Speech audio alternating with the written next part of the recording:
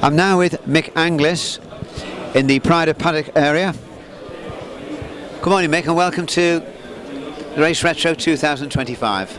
Good morning. So, can we first of all have a little bit of discussion about this nice Ford Anglia, please? No problem. When did it come into your possession? We bought it about 14 years ago for some bits and pieces, and then we stored it under a hedge for about 10 years. Beginning of COVID, we thought we'd make the effort and do something with it, which was probably our first mistake because it was completely rotten. And then once we'd started, there's no going back. Well, they normally are rotten, aren't they, when you get down to it? They are very rotten, yeah. If you've got no floor in it, hardly at all. Yeah, so it's, but say, you've got to have a hobby of some sort, keep the brain active. Yeah. And these certainly do. When you start rebuilding them and working out how to make things, it... So, can you tell me what the spec is of it? It's basically a standard Anglia that was rallied in the 1970s, and that's why it's got the big bubble arches on the wheels. And it's got a 2-litre Pinto engine with a 5-speed gearbox, twin 45 Webers, and that's about it, because we wanted to keep it simple, old school. Yeah. Because we've built more complicated cars, but this one we wanted to keep as per 1960s and 70s, which has come out pretty well. We've added a few bits and pieces to make it better for modern driving, like we put electric power steering on it, and we made a centre console up, so we've got a radio and a plug to plug your sat-nav into and whatnot, so we didn't get lost going to long distance shows. So do you actually enter any competition at all? Not competition wise now, no. We do lots of shows. I suppose if a hill climb or something came up, we might have a go at it. But Jim, who does most of the driving, he doesn't go in for competitions much. I did, because I was a bike rider, you know, and we did a lot of bike racing. But mostly we like building them. You probably get as much pleasure building it as driving it. You know, it's. So which was the hardest job of the rebuild? Probably getting the engine in level and the steering rack underneath it, because it is very, very tight. We've had to drop the engine down because we didn't want any bulges in the bonnet. And of course, if you drop the engine down, it's nearly resting on the steering rack, which is another conversion you do. You convert them from steering box to steering rack because it's better. They steer better. So that was probably just getting it in and low. So before you lowered it, then had it been raised then? No.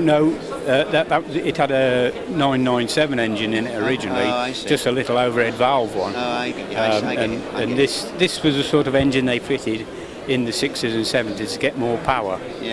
But obviously they're a lot heavier and they're a lot bigger. So you had to basically make a complete new cross member up to sit it on and get it at the right height and level, because we had to cut a little bit out the bulkhead because it was a bit too long. So we had to cut that and we had to put a complete new bulkhead in because that was completely rotten, and somebody had cut a great big hole in it. So we made a new one of them and moved it back a couple of inches to give us a little bit more clearance for the engine, because everything's a little bit tight. And I suppose one of the hardest bits was the exhaust. To get a 4-branch to come out and bend down tight enough and then go round the steering shaft was tricky. Took a bit of time. And I suppose the only other thing that took time, well, they all took time, was the wiring harness. Had to make a complete new one. So what we did, we laid 2 big sheets of paper on the floor of the garage, and we drew pictures on it of headlights, side lights and flashers, so that we didn't miss anything, because I didn't want to tape all the harness up and then think I've got a wire missing. I've got to tape it on the outside. It would have looked messy. So I get that. I get it on the floor, and every day we walked past it, we'd think of something and think, oh, no interior light. So you'd write it on the sheet, and then we could lay all the wires out. It took us about a month, I would think, just to make the harness. But well, that's it though, isn't it, on any car you do? I mean, I had a little frog-eyed Sprite and I rebuilt that. Little jobs always, which you say, I'll have that done in a day. It never went like that. It never works. never works that way. The little bits, because you start on it, you drop the engine in and whatnot, and you think, yeah, made loads of progress, and then you spend another 2 days making a bracket to hold something, and that's where the time goes. It took us about 2.5 years, working like 4 or 5 days a week, 9 till 5. So there's a lot of time goes into it. Yeah, very time. You wouldn't. Well, we couldn't afford to pay somebody to do that sort of time. No. Even on a low hourly rate, it would cost you an arm and a leg to have somebody do it. But no. So what about the paint job? Who did the paint job? Jim. Oh, really? Yeah. He's my brother used to be a painter, and between the two of us, he's pretty good. Actually, he's too fussy. Yeah. Because he keeps looking at it and going, oh, there's a little blemish there. I'll have to rub that down. And in the end, I have to say to him, leave it alone, stop fiddling, and just leave it, because there's nothing wrong with it. So what made him choose that colour?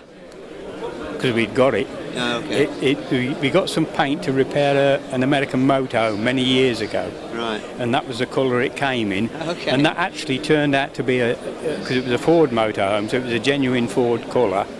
And the car originally, we found out, was blue and white. Okay. Not quite in this style, but it was blue and white, so it sort of all just went together nicely. Yeah. Looks brilliant. Yeah, it has come out well.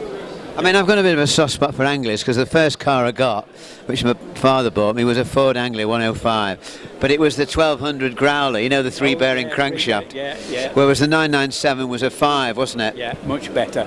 Yeah. I was apprenticed at a Ford garage when these came out, and everybody said, it's never going to sell with that back window sloping in like that. And they sold millions of them. No. I think it's a lovely design, though. I think it's a great shape. They are nice little cars. Yeah. Because now you realise how small they are compared to modern cars. Yeah. You know, you pull alongside a modern car now, even a little Mini, and it swamps it.